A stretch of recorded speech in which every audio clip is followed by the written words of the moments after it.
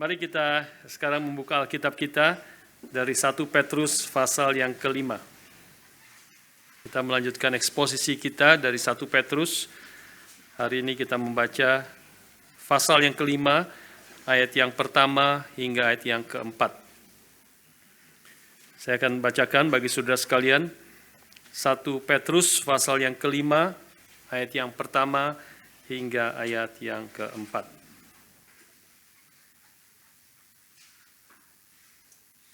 Aku menasihatkan para penatua di antara kamu. Aku sebagai teman penatua dan saksi penderitaan Kristus yang juga akan mendapat bagian dalam kemuliaan yang akan dinyatakan kelak.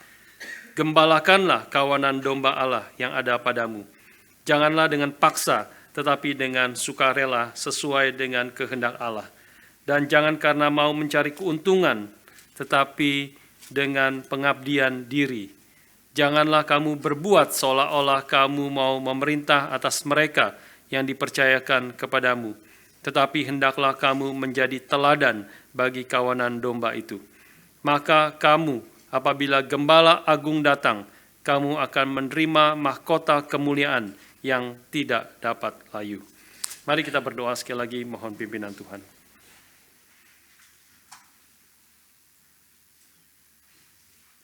Bapa di surga, kami bersyukur untuk hari ini Tuhan kumpulkan kami kembali untuk berbakti kepada Tuhan, untuk memuji Tuhan, berdoa bersama, dan juga saat ini, ya Tuhan, kami siap untuk mendengarkan, merenungkan akan firman-Mu. Firman yang Kau telah berikan kepada para rasul dan para nabi. Biarlah hari ini Roh-Mu yang kudus juga memimpin setiap kami untuk mengerti kebenaran firman-Mu, untuk boleh sungguh-sungguh percaya dan menyimpan firman-Mu di dalam hati kami. Dan Tuhan yang menolong kami untuk mentaati, melaksanakan firman-Mu di dalam seluruh kehidupan kami. Biarlah Engkau memberkati hamba-Mu yang berbicara maupun setiap kami yang mendengar. Kami memerlukan firman-Mu. Kami memohon Roh-Mu yang kudus yang memimpin dan memberkati setiap kami. Terima kasih Bapa, kami berdoa dan bersyukur dalam nama Tuhan kami, Yesus Kristus, penebus dan juru selamat kami yang hidup. Amin. Saudara sekalian, pada hari Rabu yang lalu, beberapa hari yang lalu, saya dengan Vikaris Yijin janjian datang ke tempat ini sebelum persekutuan doa, sekitar jam 5.30 kita datang dan kemudian kita ngobrol-ngobrol, ya. Karena memang sudah agak lama tidak ngobrol berdua, begitu, karena kesibukan Yijin baru melahirkan, ya, hidupnya upside down setelah anak-anak melahirkan, banyak tantangan, banyak kesulitan, ya. Tapi bersyukur kemarin ada kesempatan ngobrol kira-kira 1 jam 15 menit untuk membicarakan banyak hal tentang pekerjaan Tuhan, tentang pelayanan, dan terutama tema yang besar yang kita bicarakan adalah bagaimana kita bisa menggembalakan umat Tuhan di IREC Melbourne ini dengan lebih baik, dengan lebih efektif, ya. Itu juga menjadi tema yang sering kita bicarakan, salah satu tema yang paling besar, paling utama di dalam juga rapat-rapat pengurus, ya. Selain kita memikirkan, berdoa untuk apa yang menjadi kehendak Tuhan bagi gerejanya di tempat ini, tapi juga kita memikirkan bagaimana kita boleh melayani akan jemaat Tuhan, umat Tuhan, gembala yang Tuhan, domba-domba yang Tuhan percayakan, untuk kita boleh melayani dengan lebih baik dan lebih efektif.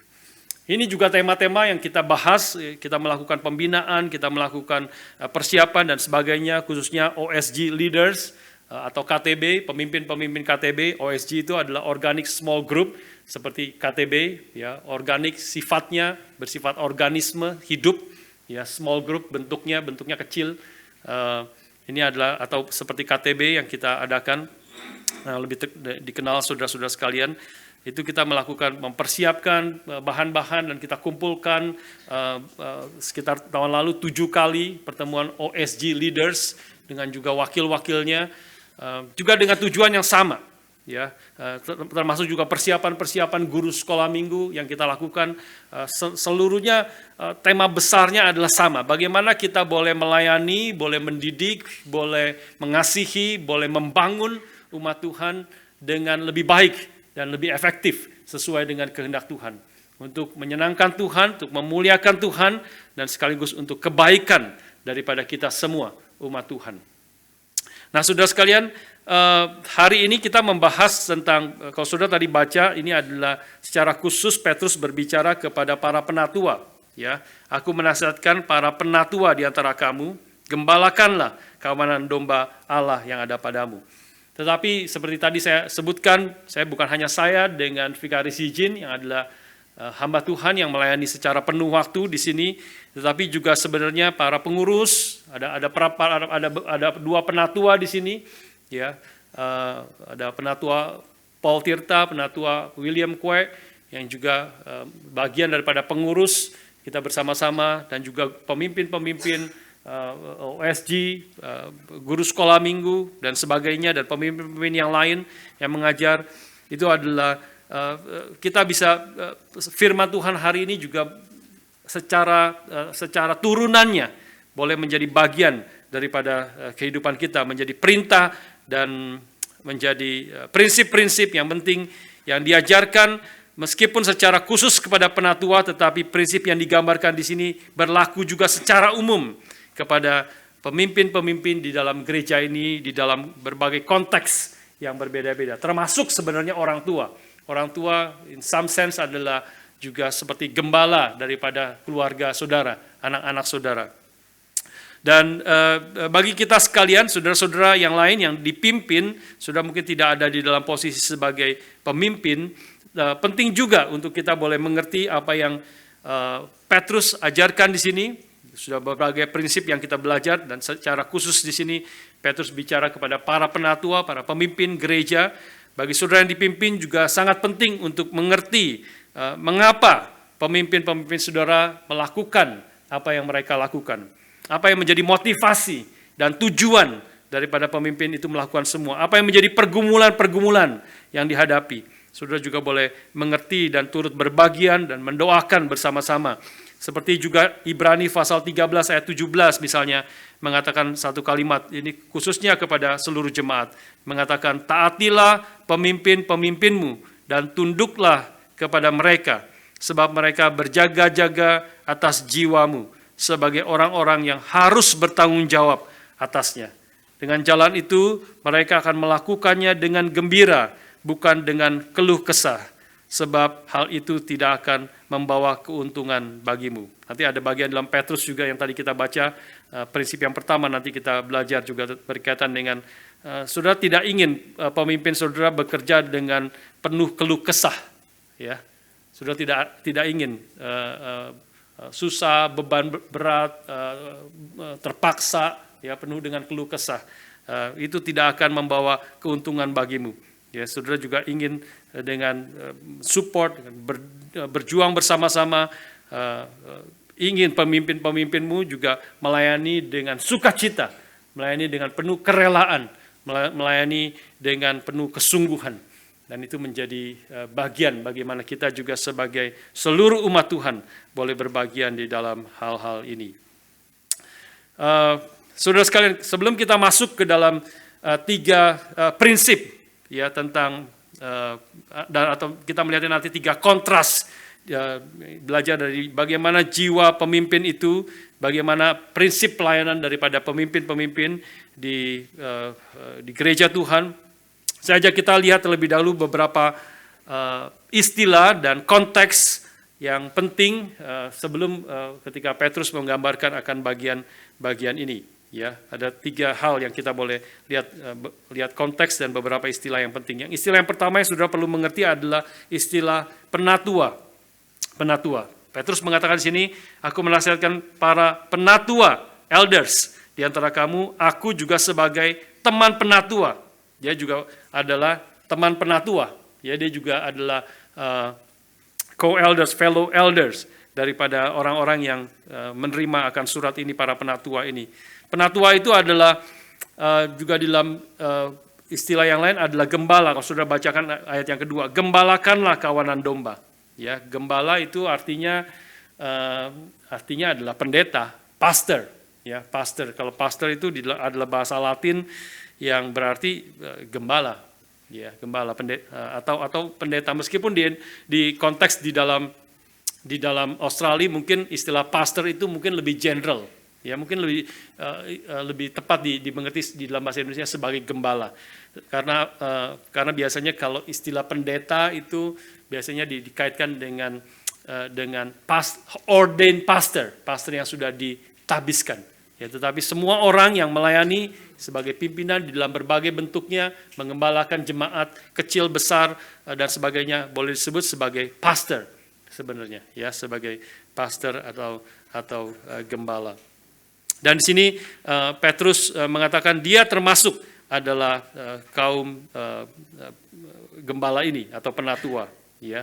Dan hal yang pertama kita perlu pikirkan di sini adalah kadang-kadang istilah pendeta atau pastor itu tergantung saudara, pengalaman saudara, orang-orang juga memiliki pengalaman yang berbeda-beda. Tidak sedikit orang melihatnya secara negatif sebenarnya sekarang ini. Dulu mungkin 50 tahun yang lalu, kalau ditanya ada satu survei mengatakan pekerjaan yang paling mulia itu apa? Mungkin pendeta atau pastor itu 3 besar, masuk dalam 3 besar pekerjaan yang paling mulia. Ya, di dalamnya mungkin ada dokter juga sekarang juga banyak komersial dan sebagainya. Ya, guru, ya, itu biasanya ada di tempat-tempat yang tinggi, ya, yang pekerjaan yang paling mulia.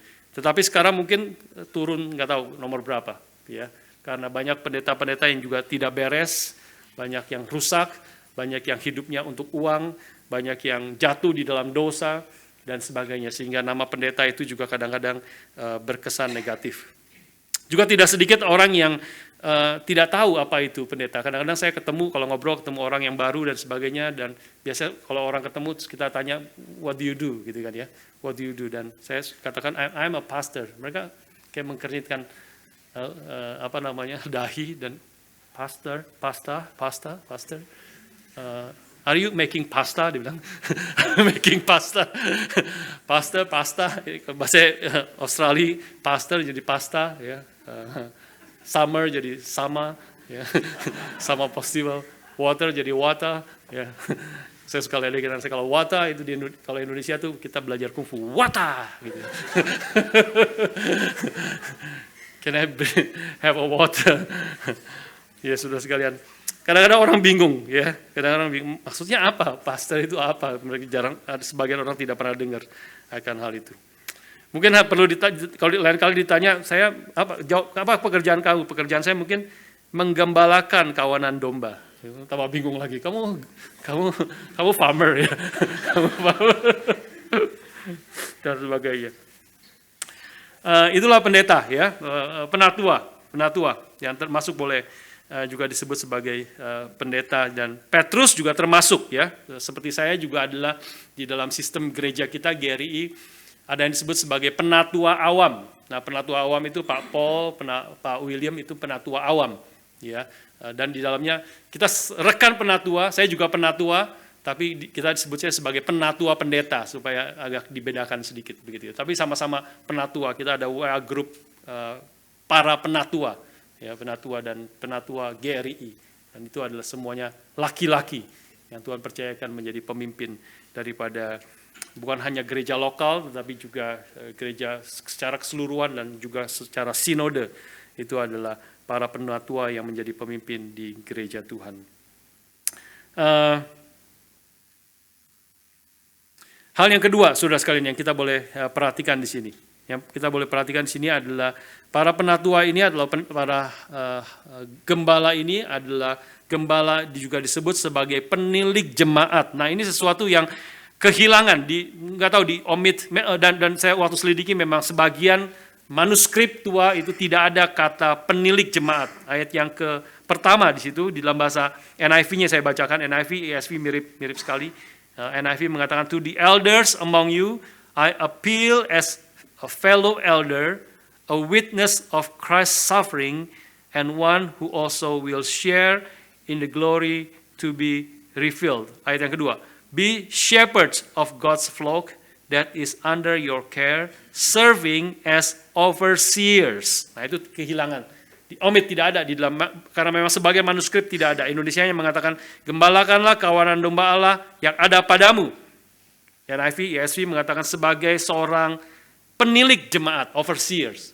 Ya, nah ini juga salah satu tugas sebagai daripada gembala sebenarnya. Gembala sebagai penilik jemaat, ya. Dan di dalam Kisah Para Rasul 20 itu dijelaskan juga ada yang disebut sebagai episkopos, ya, penilik jemaat. Apa itu episkopos? Adalah orang yang memperhatikan dan menjaga dari domba Tuhan dari musuh khususnya. Ya, episkopos dari serigala-serigala yang ingin menerkam akan domba milik Tuhan.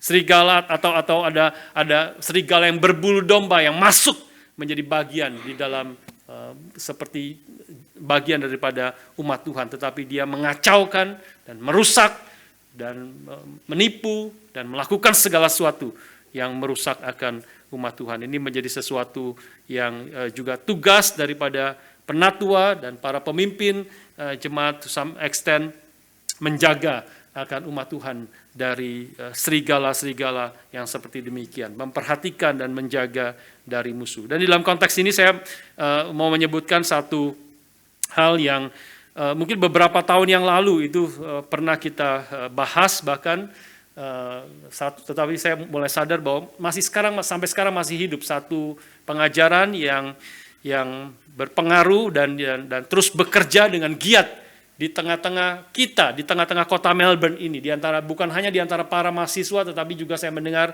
ada di antara keluarga yang sudah kena ajaran yang sesat ini, yaitu ajaran yang disebut Shincheonji, ya, Shincheonji. Mungkin sebagian sudah ada ngangguk-ngangguk, mungkin pernah dengar, berarti akan ajaran ini. Ada satu keluarga yang saya tahu, bukan dari gereja kita, orang Kristen juga dari gereja yang lain, kena dan mulai masuk ke dalam ajaran ini dan mulai mendapat kekacauan. Yang dulu beberapa tahun yang lalu kita tahu ada pemuda kita yang pernah kena dipengaruhi dan sebagainya.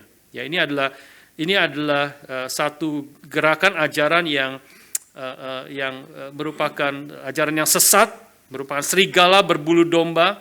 Ya, kita menyelidiki, kita tidak sembarangan, saya tidak sembarangan mengatakan kalimat ini.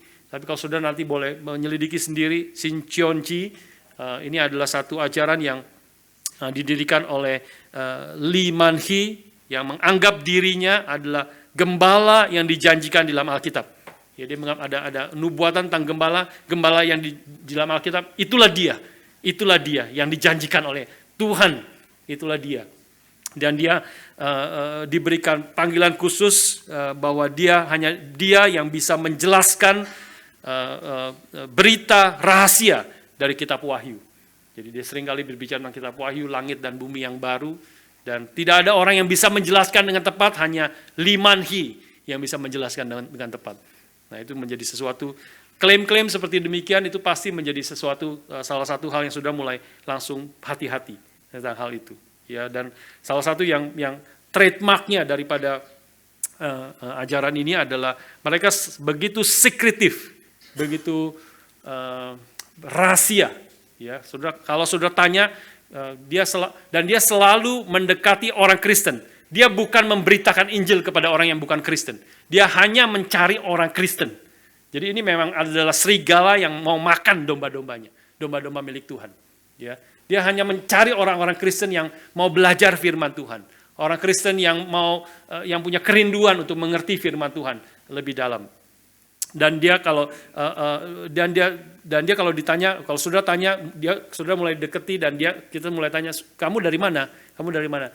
Dia tidak akan mau ngomong dia dari mana.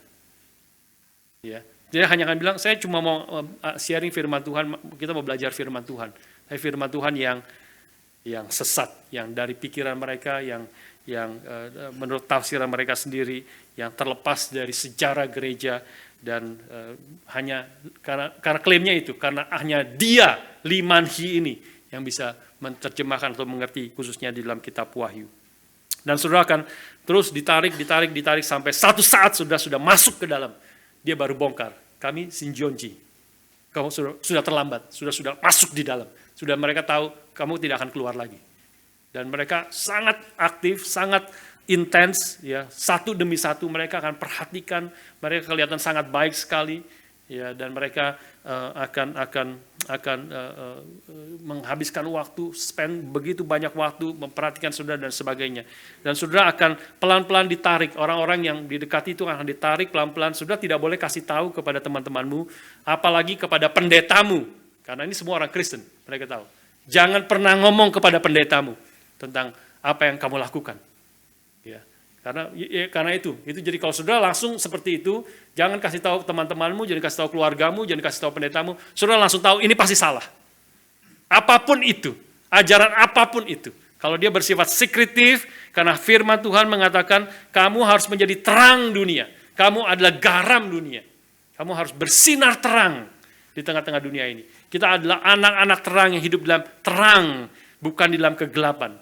Kalau mereka mau gelap-gelap, sembunyi-sembunyi, sekretif, ya, bukan karena kalau saudara mungkin kalau konteks saudara di negara komunis, ya, mungkin ada logikanya, saudara harus hati-hati dan sebagainya, ya, tetapi ini negara yang terbuka, negara yang bebas, dan kita bahkan tidak mungkin menganiaya, ya, dan sebagainya, tapi mereka menginsolasi, menarik, jauhkan saudara, supaya saudara tersendiri dan mulai dicuci otaknya pelan-pelan. Dan itu proses yang panjang. Tentu kita bisa belajar tentang dari komitmen mereka, dari perseverance mereka, dari seperti perjuangan mereka yang sungguh-sungguh untuk menarik orang masuk ke dalam ajaran yang sesat ini. Nah, ini saudara sekalian, kalau sudah ada didekati orang, ya ini bagian daripada tugas penilik jemaat sebagai gembala.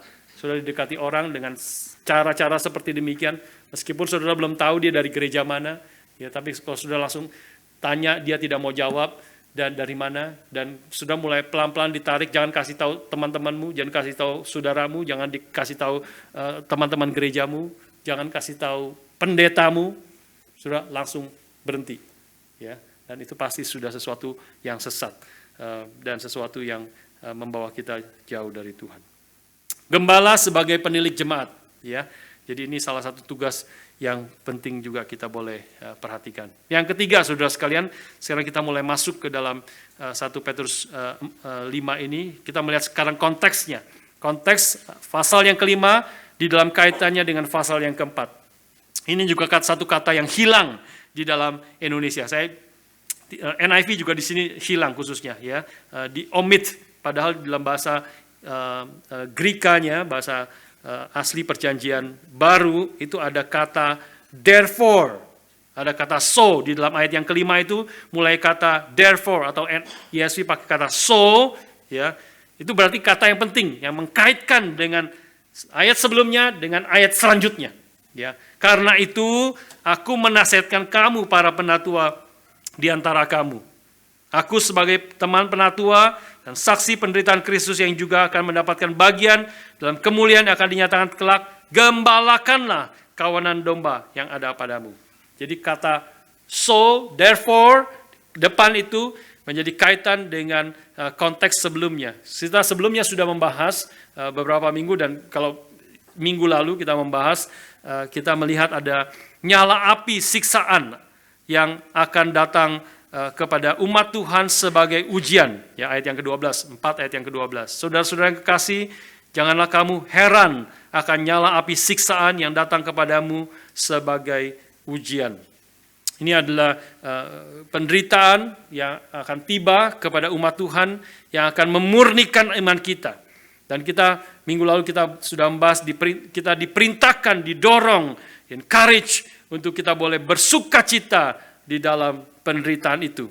Karena artinya, salah satu arti yang kita bahas minggu lalu adalah berarti kita berbagian di dalam penderitaan Kristus. Artinya kita bersatu dengan Kristus, kita ada di dalam Kristus yang juga telah menderita di dalam melakukan tugasnya untuk menyelamatkan kita. Maka kita, kalau kita juga menderita karena nama Kristus, berarti kita juga adalah orang-orang yang telah dipersatukan dengan Kristus. Karena itu bersukacitalah dalam penderitaanmu. Ayat yang ke-14 misalnya mengatakan, ayat yang ke-13b, dan 13 ya, sebaliknya bersukacitalah sesuai dengan bagian yang kamu dapat dalam penderitaan Kristus, supaya kamu juga boleh bergembira dan bersukacita pada waktu Ia menyatakan kemuliaannya. Ini mirip yang sama. Kau bergembira, bersukacita karena kau berbagian dalam penderitaan Kristus, supaya engkau juga bahkan overjoy ketika Kristus datang kedua kali di dalam kemuliaannya yang disediakan bagi umat Tuhan yang ada di dalam Kristus. Nah, ini juga sebenarnya mirip sekali dengan ayat yang pertama pasal yang kelima.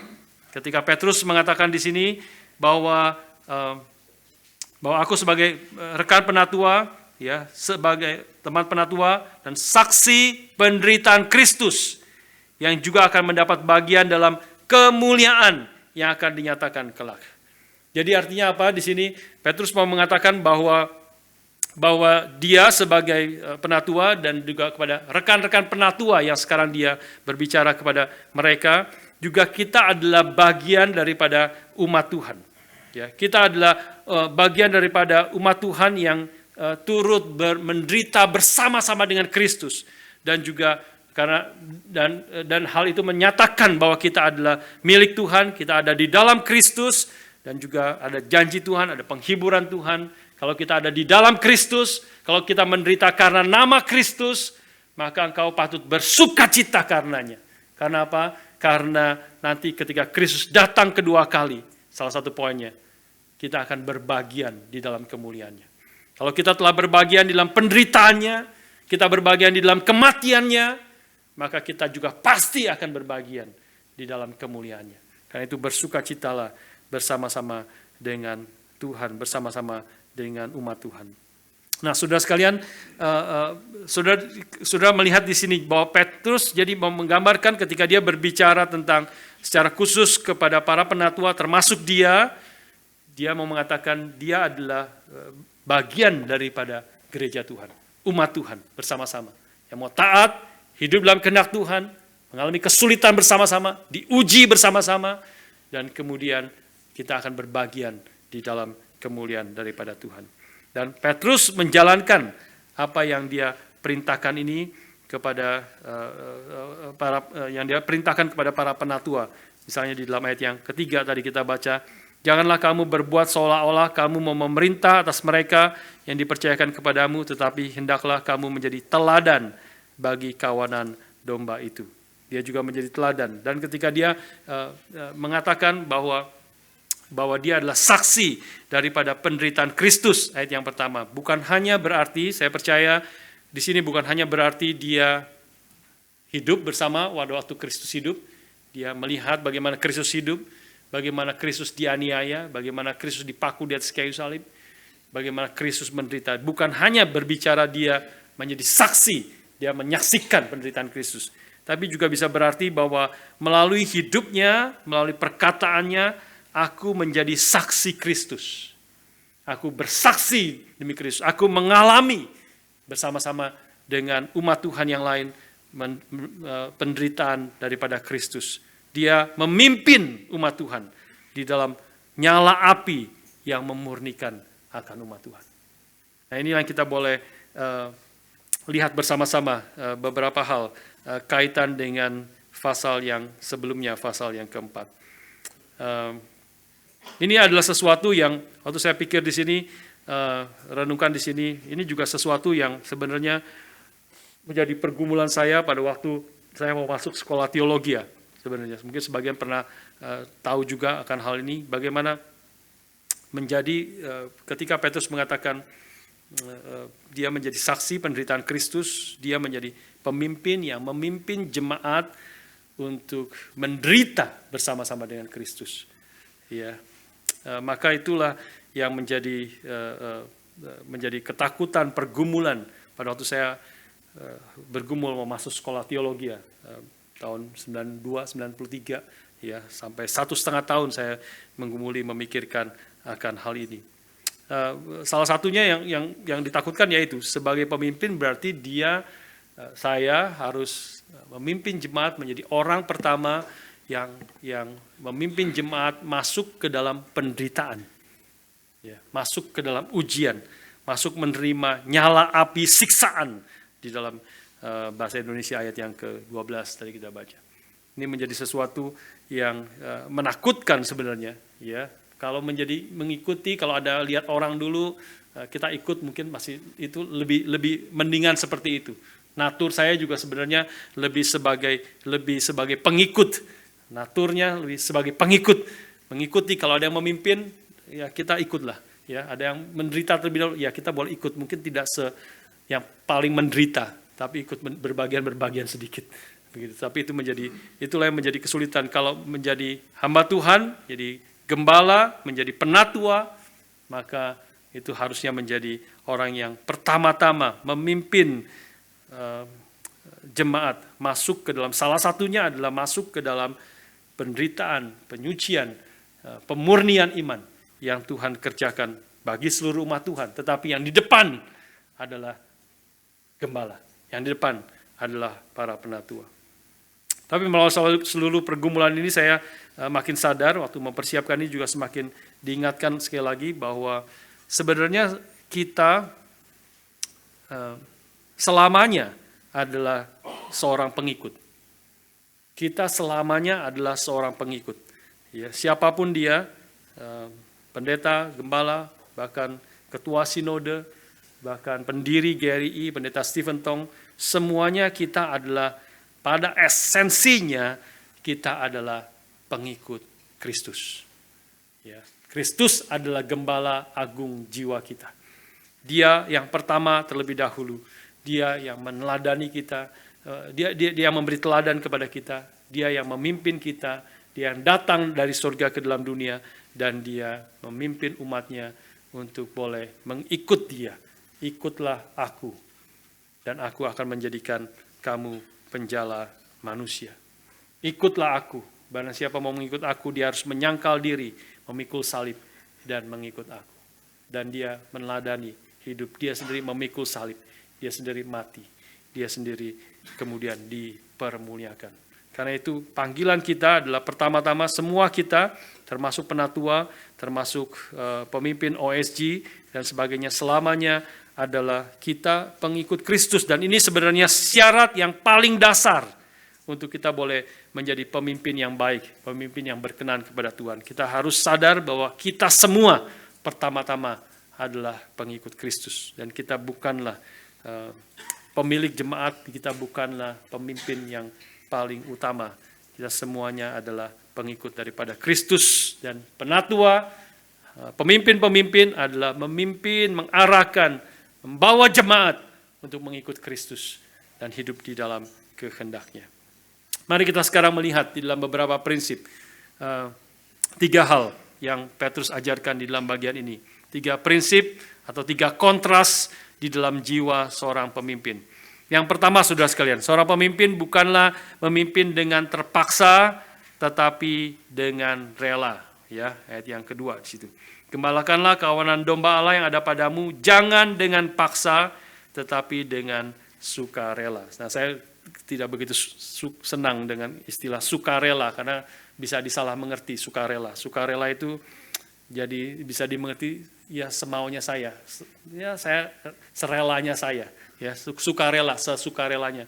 Ya kamu boleh memberi secara sukarela, ya. Sukarela itu kadang-kadang bukan bisa dimengerti sebagai ya seadanya, ya semaunya kita, ya seperti begitu ya. Saya mau khotbah hanya 2 kali saja 1 minggu, 1 tahun, bukan 1 bulan, ya 1 bulan hanya 2 kali saja. Saya sukarela. Kalau di luar lebih dari itu, saya tidak mampu. Saya akan terpaksa. Saya tidak senang. Terlalu berat buat saya. Ya, maka itu menjadi sesuatu yang bahaya. Saya hanya mau membesuk orang 2 kali dalam sebulan. Itu kalau saya 2 kali dalam sebulan, saya rela. Ya, saya sukarela. Karena itu sukarela. Kalau lebih dari itu, ada kebutuhan, saya jadi susah. Saya terpaksa. Jangan dengan paksa, tapi dengan sukarela, itu menjadi sangat berbahaya. Hanya mau datang ke gereja bagi saudara, bagi datang ke gereja seminggu, hanya menjadi orang Kristen, datang ke gereja 1 minggu 1 kali di dalam ibadah.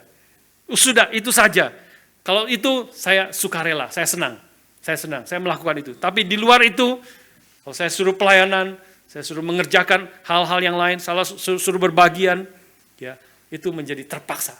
Susah. Kan Alkitab bilang sukarela, ya, jangan dengan paksa. Nah, itu jadi bisa salah mengerti. Apakah kita melayani dengan artinya sukarela itu seperti apa sebenarnya? Saya sukarela memberikan persembahan, kalau saya memberi persembahan 1% daripada persembahan saya senang. Tapi kalau saya diperintahkan untuk memberi persembahan 10% daripada uang yang saya terima, maka saya terpaksa. Saya terpaksa. Alkitab bilang jangan dengan paksa, tapi dengan sukarela. Ini menjadi kompleks. Jadi bagaimana maksudnya? Maksudnya apa? Memerintah, melayani, jangan dengan paksa, tetapi dengan rela. Nah, ini kita harus pikir ya kadang-kadang. Maksudnya apa? Kadang-kadang kita itu kan sukarela jadi salah mengertinya seperti itu. Kita hanya kalau segini saya senang. Tapi kalau Tuhan perintahkan lebih lagi, saya jadi terpaksa. Dan saya tidak senang. Maka satu kalimat dari pendeta Stephen Tong itu sangat penting sebenarnya. Ya, dari prinsip ini bagaimana antara paksa dengan memang Tuhan tidak menginginkan kita melayani dengan terpaksa.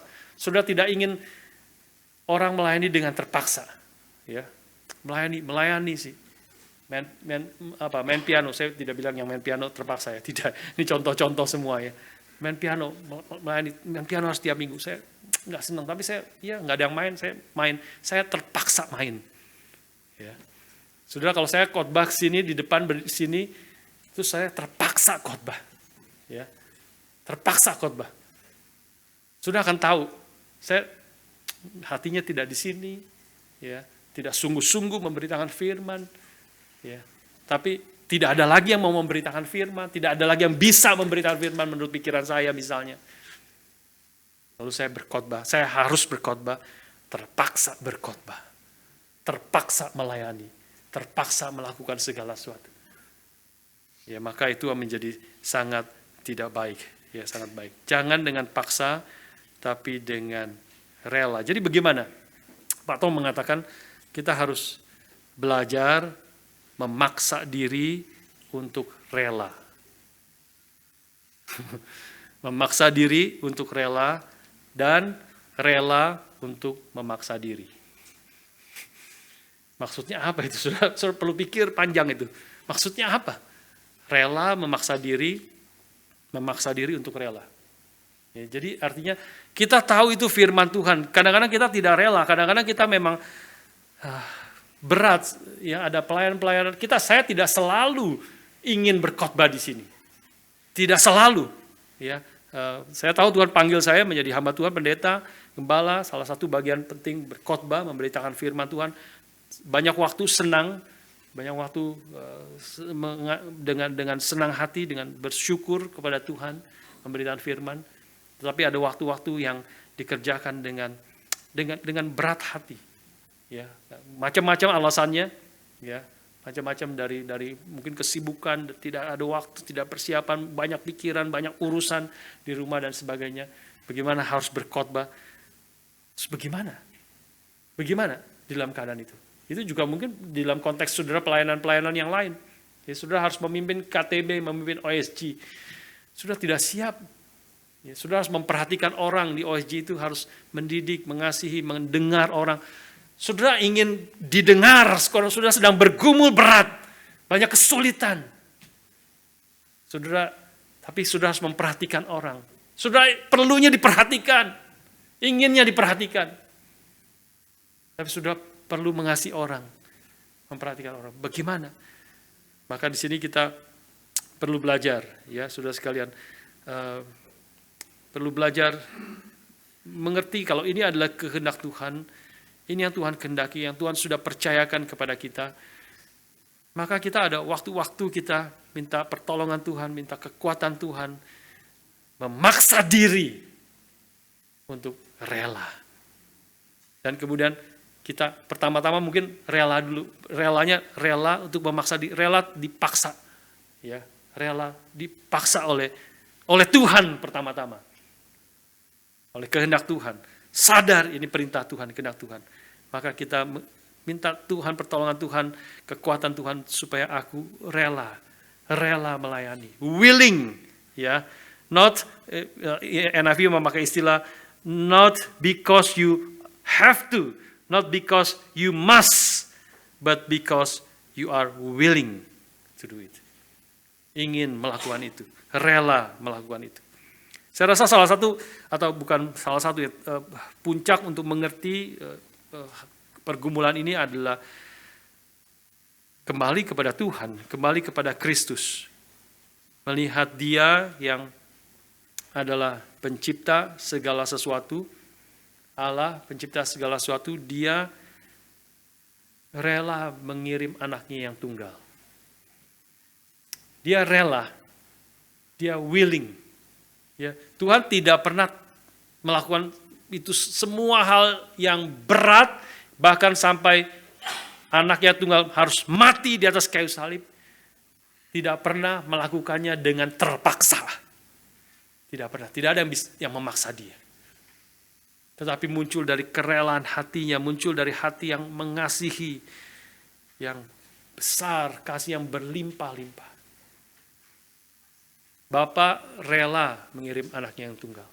Yesus Kristus anaknya yang tunggal rela datang ke dalam dunia menjadi manusia. Dia rela taat seumur hidupnya. Dia rela menderita bagi kita. Dia rela mati bagi kita. Dia rela, willing melakukan itu. Mengapa? Sekali lagi karena kasih Tuhan yang begitu besar. Dan kasih itu adalah kasih yang sudah kita alami. Kalau kita sudah mengalami kasih-Nya, kita sudah digerakkan oleh kasih-Nya, dan kalau kita makin mengerti, makin mendalam, mengerti berapa dalamnya, berapa lebarnya, berapa luasnya, berapa tingginya kasih Allah itu, maka kita semakin mengerti, semakin dalam, semakin hati kita rela. Semakin hati kita rela. Kalau kita tidak rela, kita terpaksa, memang berarti kita perlu bertumbuh lebih dalam.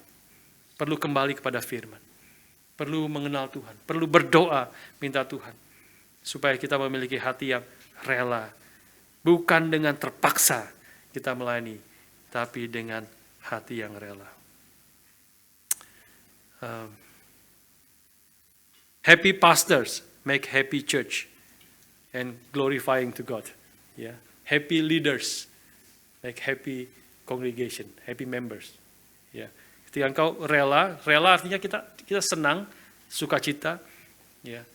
Kalau enggak bagaimana? Memaksa diri untuk rela. Itu. Yeah. Maksa diri karena ini adalah kehendak Tuhan dan minta pertolongan daripada Tuhan. Kita harus mengerjakan dengan kasih Tuhan yang mengalir, air hidup itu yang kita terima, kemudian memancar keluar sebagai mata air yang tidak habis-habis mengalir sampai pada kesudahan. Tadi di awal saya bicara dengan Vikaris Yijin, ya, dan salah satu yang kita bicarakan dalam konteks bagaimana bisa melayani dengan lebih baik adalah bagaimana kita tidak jatuh, ya, dalam konteks ini pelayanan, di dalam konteks menggembalakan juga, sudah memimpin, melayani. Bagaimana kita tidak jatuh kepada dua ekstrim yang sudah pernah dengar lah pasti hal ini, yaitu ekstrim tentang legalisme dan antinomianisme. Ini kaitan dengan rela, dengan terpaksa dan rela. Ya. Legalisme, saudara, kalau kita bisa jatuh kepada legalisme di satu sisi, ya, legalisme membuat orang terpaksa. Legalisme itu harus begini, harus begitu, semua peraturan, semua harus begini, harus begitu, tidak boleh ini, tidak boleh itu, semua hidupnya diatur dengan semua peraturan seperti hukum Taurat, yang dari 10 perintah menjadi 600 lebih perintah, dijabarkan menjadi 600, begitu detail. Apa yang harus kau lakukan, apa yang harus kau katakan, apa yang tidak boleh kau lakukan. Nah, kita akan jatuh kalau semua hidup kita, pelayanan kita diatur dengan cara demikian, maka kita akan jatuh hidup kepada legalisme. Pikiran yang legalistik seperti orang Farisi yang seperti tindakannya luarnya semua benar. Karena jelas, kalau salah jelas, kau sudah melanggar. Kau harus dihakimi dan sebagainya. Kau tidak layak melayani. Ya, karena sudah jelas melanggar semua perintah yang begitu detail. Nah, itu akan menjadi jatuh kepada legalisme. Harus terus bekerja, kurang keras, berkorban lebih banyak, dan seterusnya. Tidak siap, harus lagi. Ya, beberapa waktu yang lalu saya sharing tentang prinsip daripada pendeta Stephen Tong, yaitu bagaimana kita harus melayani dengan squeezism. Ya, squeeze, diperas terus. Tapi kalau hati kita tidak siap, hati kita tidak bertumbuh, hati kita tidak mengenal Tuhan, maka kalau diperasnya dari luar, dipaksa oleh luar, dibuat peraturan dari luar, dari pendeta, dari penatua, dari pengurus, menekan saudara, ya, dari ketua OSG saudara, menekan saudara, tentu tidak bisa ya. Tapi to some extent bisa terjadi. Dengan cara-cara tertentu saudara rasa guilty, tertekan, terpaksa, jadi saudara melakukan semua itu. Melayani semua yang dipercayakan dengan terpaksa. Nah, itu menjadi legalistik. Dan Tuhan musuh daripada legalistik. Injil musuh daripada legalisme. Tuhan paling marah pada orang-orang Farisi. Engkau bersihnya di luarnya bagus. Kau seperti itu, tapi engkau seperti kuburan yang putih bersih. Di luarnya bersih bagus. Tapi di dalamnya bau busuk dan penuh tulang belulang. Karena hatimu tidak mengasihi Tuhan. Kau melayani dengan terpaksa. Petrus mengatakan, jangan dengan terpaksa. Tidak berkenan kepada Tuhan. Itu menjadi legalisme. Tapi sisi lain jadi sukarela. Sukarela itu bisa sangat dekat dengan antinomianisme. Kalau gitu, kalau tidak terpaksa jadi gimana? Jadi semaunya saya dong, serelanya saya dong. Jangan dipaksa-paksa. Nah, begitu serelanya saya, maka bisa kacau. Kalau kita prinsip dengan sukarela, semua pelayanan prinsipnya dengan sukarela, semau-maunya, tanpa peraturan, tanpa harus begini, tanpa harus begitu, tanpa begini. Semaunya, serelanya saudara, secara sukarela. Saudara bisa tiap minggu berubah-berubah jam kebaktian, saudara. Lagi panas, pagi-pagi panas, nanti sore aja, malam aja, udah adem, lebih adem. Kira-kira seperti itu. Ya. Sukarela, ya, nggak akan bisa beli tempat ini, saudara. Nggak akan bisa tempat. Kalau secara sukarela, ya semua sukarela lah. Kasih setiap kali persembahan $1, $2.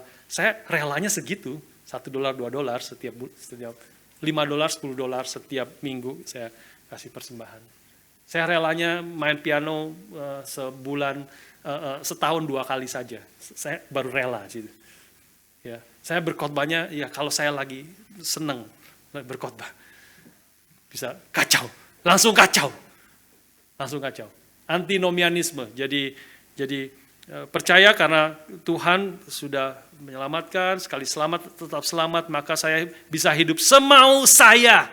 Karena toh saya adalah milik Tuhan, sesukarelanya mengikut Tuhan. Nah, itu 2 hal yang kita perlu jaga. Ya, salah satu yang saya bahaskan, kita jangan jatuh kepada legalisme, jangan jatuh ke antinomianisme. Tuhan juga musuh dari antinomianisme. Alkitab dengan tegas. Tuhan Yesus tidak mengatakan, barang siapa mau mengikut aku, ya terserahlah cara kamu mengikut aku, terserah kamu. Serelanya. Tidak pernah. Tuhan Yesus mengatakan, barang siapa mau mengikut aku, dia harus menyangkal dirinya, memikul salibnya, mengikut aku. Memikul salibnya setiap hari. Bukan waktu kamu mau menyangkul salib. Waktu kamu lagi sehat-sehat, lagi kuat-kuat, lagi beres hatinya, kamu memikul salib. Tapi kalau lagi susah, lagi pergumulan, lagi persoalan besar, lagi banyak hutang, lagi apa segala macam. Bagaimana aku menyangkal diri? Tapi Tuhan Yesus katakan, menyangkal diri setiap hari. Kalau tidak, kau tidak layak menjadi muridku. Tuhan anti legalistik, Tuhan antinomianisme, melawan dua-duanya. Tuhan membentuk kita untuk memang jangan terpaksa melayani itu, tapi dengan rela. Bagaimana bisa rela kalau hatinya terpaksa? Kita mohon anugerah Tuhan, belas kasihan Tuhan, kembali kepada Injil Yesus Kristus semakin mengalami kasih Allah.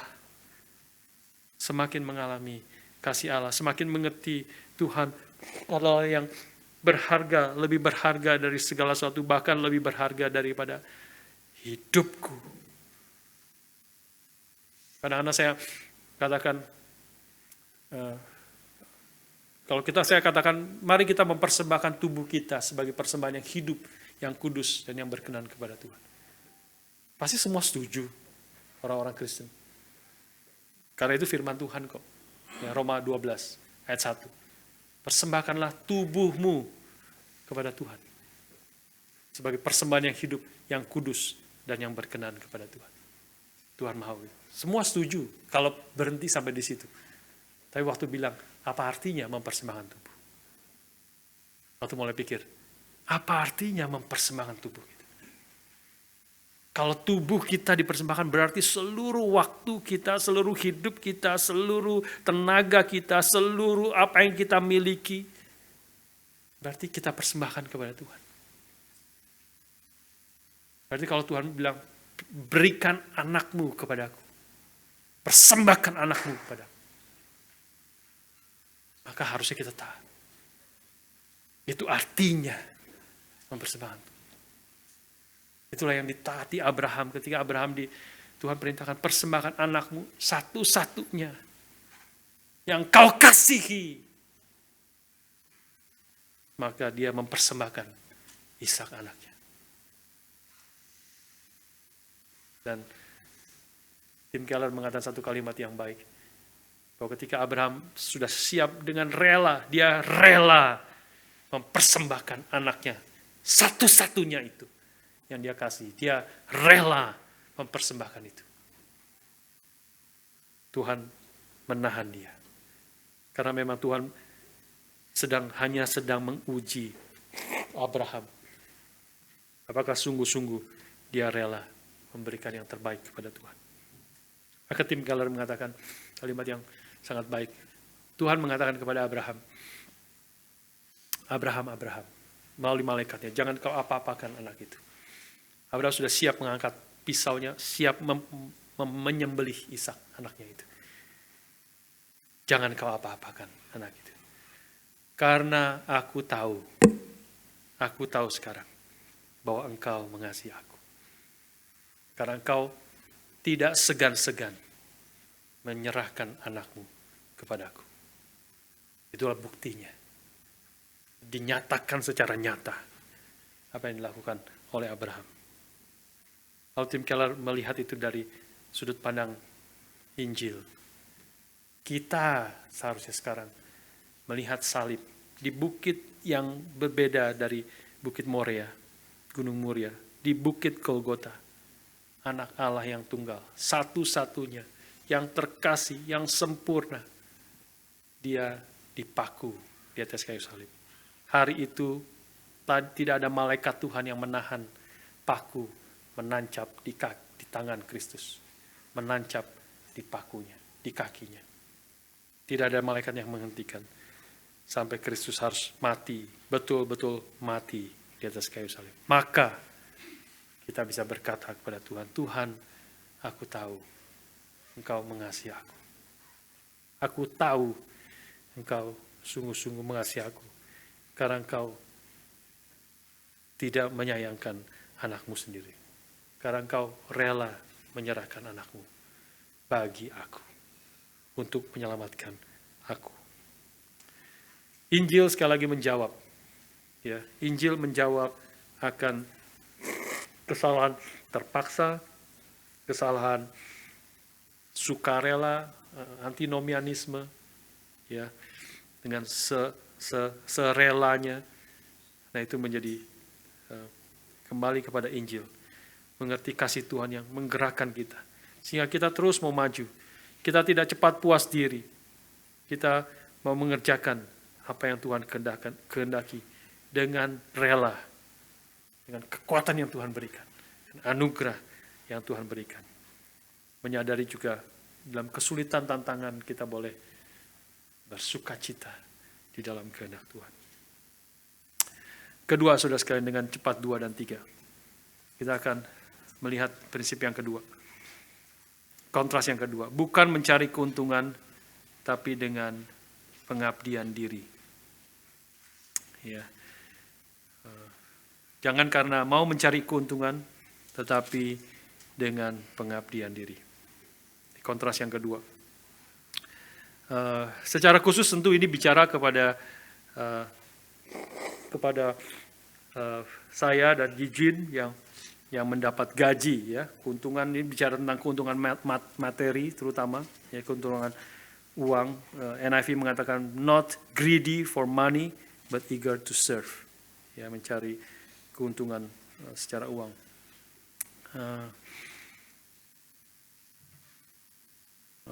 Tentu mendapat gaji, mendapat honor, kita suka pakai istilahnya honor atau honor, yaitu menjadi sesuatu yang tidak salah, itu sesuai firman Tuhan.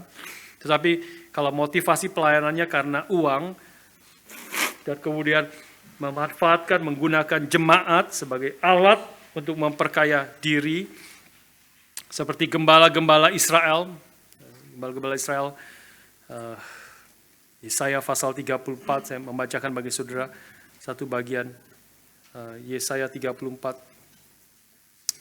ayat yang ke-2b. Saya bacakan bagi saudara. Oh, bukan Yesaya, Yehezkiel 34 ayat 2b mengatakan, beginilah firman Tuhan Allah, celakalah gembala-gembala Israel yang mengembalakan dirinya sendiri. Bukankah domba-domba yang seharusnya digembalakan oleh gembala-gembala itu? Kamu menikmati susunya dan bulunya, kamu buat pakaian yang gemuk kamu sembelih, tapi domba-domba itu sendiri tidak kamu gembalakan. Yang lemah tidak kamu kuatkan, yang sakit tidak kamu obati, yang luka tidak kamu balut, yang tersesat tidak kamu bawa pulang, dan yang hilang tidak kamu cari, melainkan kamu injak-injak mereka dengan kekerasan dan kekejaman. Ini tentu ada gembala-gembala, pendeta-pendeta yang seperti demikian, ya, yang sudah terjadi juga di banyak tempat, gereja-gereja tertentu sepanjang sejarah. Kita melihat juga mungkin sampai hari ini pemimpin-pemimpin penatua yang bukan mengasihi jemaatnya, tetapi memanfaatkan jemaatnya, tetapi mengasihi uang. Yeah. Love money and use people. Padahal firman Tuhan, perintah Tuhan justru sebaliknya. We have to love people and use money. Uang itu dipakai, uang itu alat. Uang itu dipakai demi mengasihi orang, demi membangun, boleh mendidik, boleh menegur, boleh menguatkan iman daripada domba-domba milik Tuhan. Termasuk di GRI tidak kebal, ya. Sudah mungkin sebagian tidak tahu, tetapi pernah terjadi di GRI belum terlalu lama sebenarnya. Ada seorang hamba Tuhan, ada seorang vikaris yang pakai uang, nipu, ya, dan kemudian berhutang sana sini ke berbagai tempat, ke pengurus, ke penatua yang lain dan sebagainya, dan dia tidak bayar dan sebagainya, dia terlibat hutang, gali lubang, tutup lubang dan sebagainya, sehingga sekarang sudah diberhentikan karena dipecat dengan tidak hormat, karena dia sudah melakukan dosa yang salah satu dosa yang terberat, cinta akan uang. Ini menjadi peringatan yang besar. Ya, di dalam kaitan dengan ini saya juga, ya sudah, saya berani katakan tidak pernah sekalipun saya merugikan, bahkan pinjam uang kepada saudara. Kalau ada saudara yang rasa dirugikan oleh saya pinjam uang tidak bayar, belum bayar. Pinjam uang pun nggak pernah, apalagi tidak bayar. Ya. Saudara, tapi kalau ada, ternyata saya ada gitu, nggak ingat salah atau gimana. Saudara bisa kasih tahu ke penatua yang lain, ke penatua William, penatua Paul, ya, itu saudara bisa kasih tahu. Dan di dalam konteks ini saya juga mau katakan kepada saudara, kalau ada di antara saudara yang dipinjam uangnya oleh siapapun, bukan hanya oleh saya, tetapi oleh siapapun di tempat ini, oleh salah seorang jemaat di tempat ini, dan kemudian tidak dikembalikan sesuai dengan janjinya. Ya, kalau dipinjam kita saling menolong sebenarnya baik juga, ya. Tapi kemudian ya harus dikembalikan sesuai janjinya. Tapi kalau tidak dikembalikan sesuai janjinya, apalagi tidak dikembalikan sama sekali, ya sudah silakan lapor ke saya. Ya, sudah silakan lapor. Itu sesuatu yang tidak beres. Tapi keuntungan di sini bukan hanya tentang uang, bisa juga kita tadi bicara tentang keuntungan, jangan karena kamu mencari keuntungan, bisa juga keuntungan kuasa, keuntungan supaya terlihat hebat, keuntungan untuk dihargai. Ya, ini menjadi peringatan bagi kita sekalian, semua yang memimpin, ya, bagi termasuk saya yang ada pimpinan di sini. Biarlah kita melayani dengan penuh pengabdian diri untuk kebaikan dan pertumbuhan daripada umat Tuhan yang dipercayakan kepada kita. Rasul Yohanes, rasul tertua yang hidup di dalam zamannya, berkata dalam 3 Yohanes 1 ayat yang keempat mengatakan, I have no greater joy. Saya tidak ada yang lebih membuat saya bersuka cita kecuali atau selain melihat anak-anakku hidup di dalam kebenaran. Itulah kerinduan Yohanes terbesar, rasul yang sangat agung itu. Tidak ada sukacita yang lebih besar.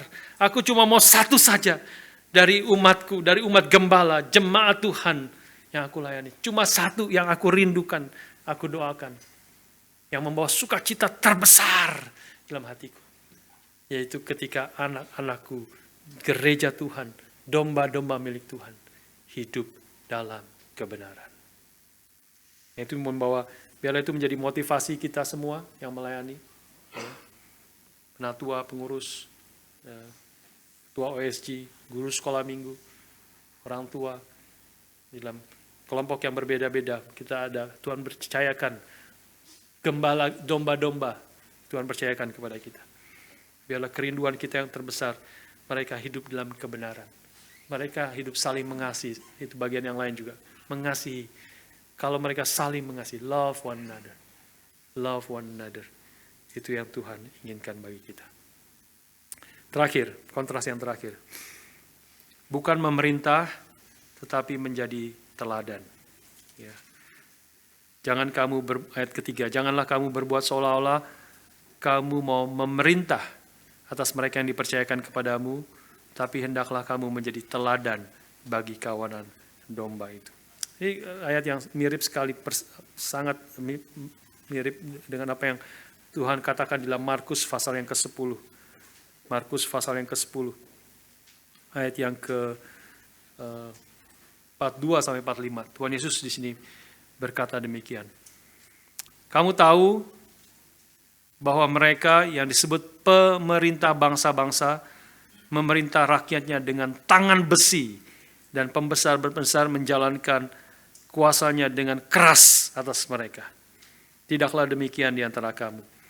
Barang siapa ingin menjadi besar di antara kamu, hendaklah ia menjadi pelayanmu. Dan barang siapa ingin menjadi yang terkemuka di antara kamu, hendaklah ia menjadi hamba untuk semuanya. Karena, jawabannya kembali kepada Injil. Karena anak manusia juga datang bukan untuk dilayani, melainkan untuk melayani dan untuk memberikan nyawanya menjadi tebusan bagi banyak orang. Ya, istilah tangan besi kita kadang-kadang istilahnya kayak keras banget ya, tangan besi ya. Tapi sebenarnya kata yang dipakai sama dengan Petrus tadi ya. NIV menerjemahkan ini, you know that those who are regarded as rulers of the Gentiles lord it over them. Lord it over them. Ya, memerintah, bukan keras dengan apa, hajar tangan besi, bukan bicara tentang itu, tetapi memerintah, memaksa, ya, lord it over, untuk memerintah dan menguasai akan orang-orang yang Tuhan percayakan ada di bawah kita.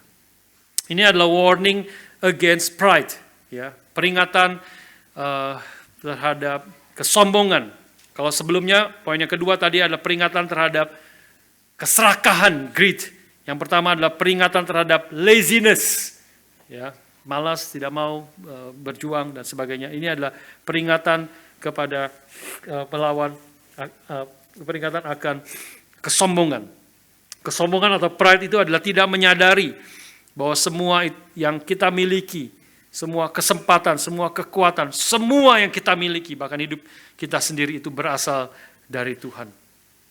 Dan tidak sadar bahwa kita tidak bisa berbuat apa-apa tanpa Kristus. Inilah pride, ini warningnya. Jangan kamu memerintah dan memaksa kepada orang yang di bawahmu. Tapi biarlah engkau menjadi teladan.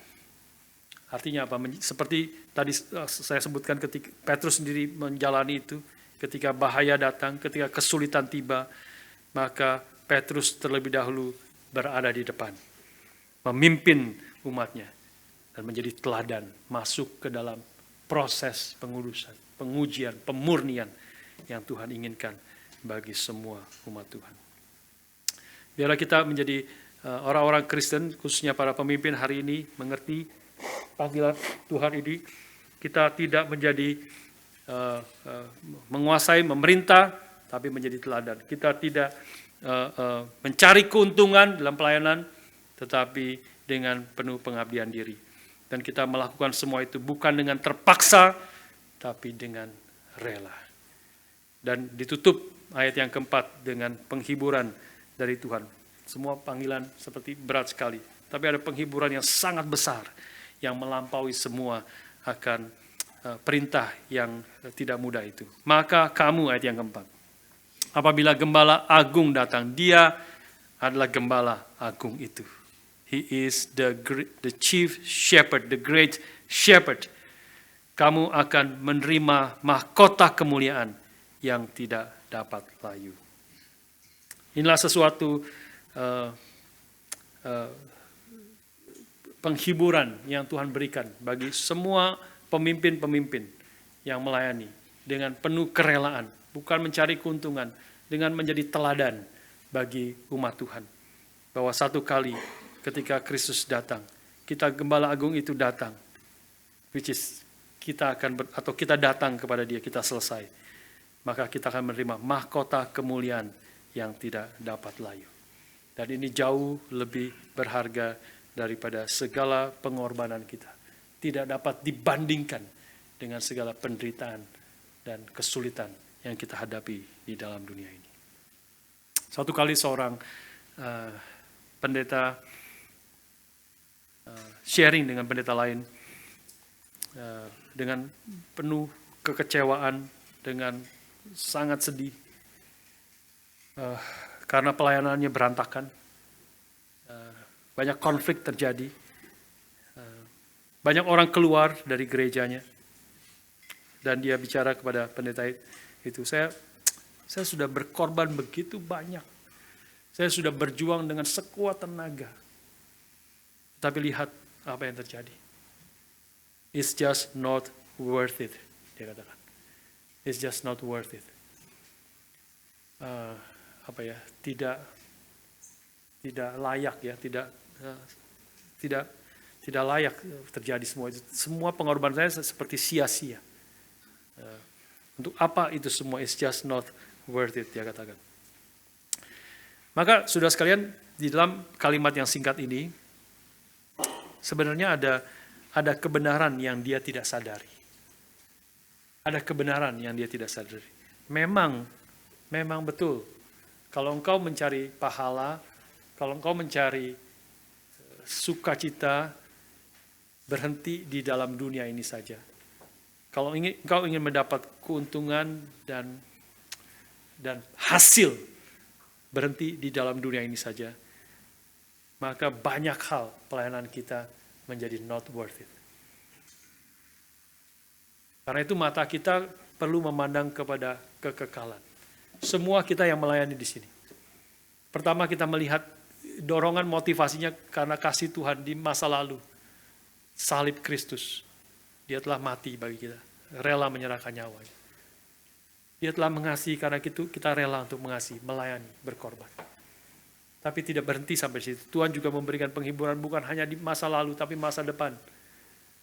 ada anugerah, ada kemuliaan yang Tuhan sediakan bagi kita.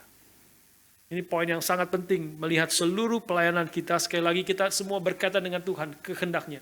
Kalau engkau hanya melihat di hanya horizontal saja, maka banyak waktu saudara akan mengatakan not worth it. Saudara melayani, berkorban. Saudara disalah mengerti. Bukan hanya tidak dihargai. Pertama mungkin tidak dihargai. Orang tidak lihat. Orang anggap memang kamu sudah harusnya begitu.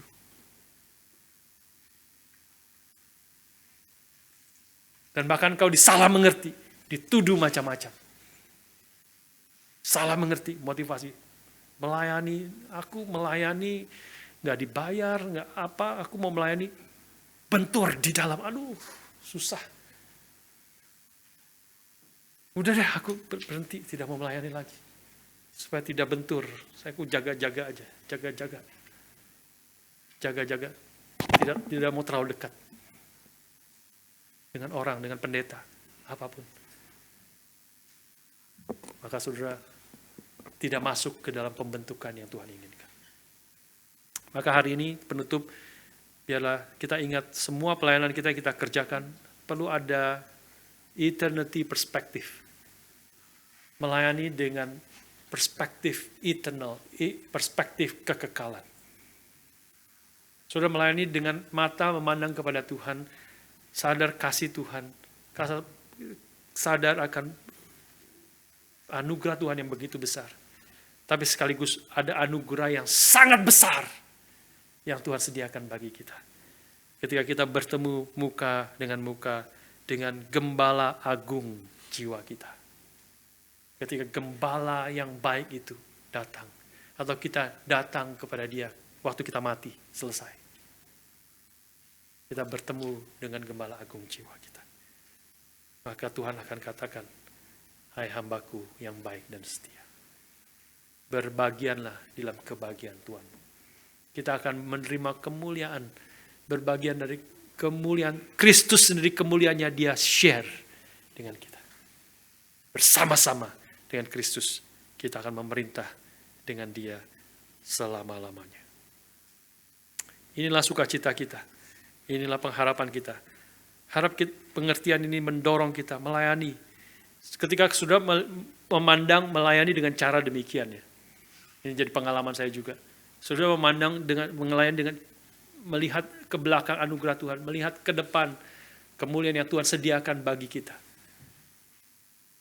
Sudah akan rela. Sudah penuh dengan sukacita. Sudah akan melayani juga dengan segenap kekuatan tenaga. Dan ketika sudah melakukan itu, ada banyak anugerah Tuhan di dalam perjalanan itu. Ada banyak kebaikan Tuhan. Saudara akan mengalami banyak kasih di antara kita. Saudara bukan hanya mengasihi. Saudara tapi prinsipnya seperti itu. Kau bukan cari kasih daripada orang-orang lain. Kau mengasihi Tuhan karena Tuhan telah mengasihiku. Tuhan berjanji akan kemuliaan yang Tuhan sediakan. Paulus mengatakan seluruh penderitaan sekarang tidak dapat dibandingkan dengan kemuliaan yang Tuhan sediakan bagi kita. Ketika dia datang kedua kalinya.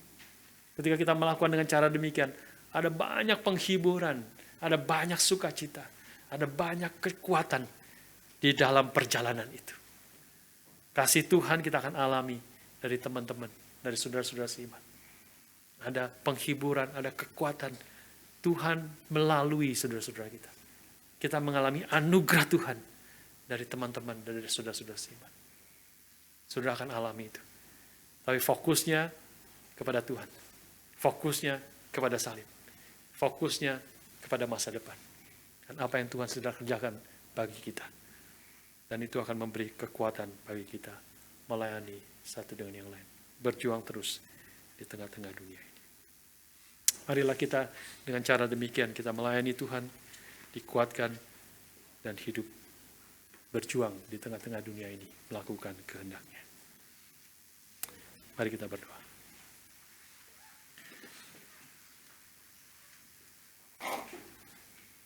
Bapa, terima kasih Bapa, terima kasih.